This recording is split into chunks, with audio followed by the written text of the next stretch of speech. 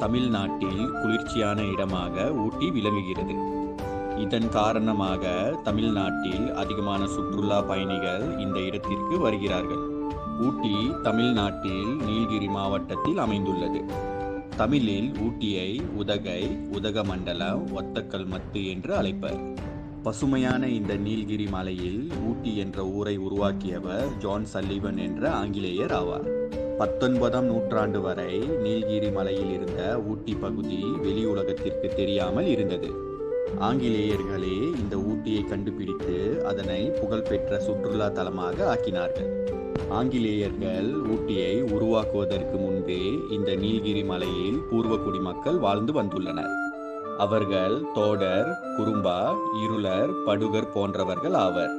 குளிர்ச்சியான நாடான பிரிட்டனில் இருந்து வந்த ஆங்கிலேயர்களால் மெட்ராஸில் அடிக்கும் வெயிலை தாங்க முடியவில்லை.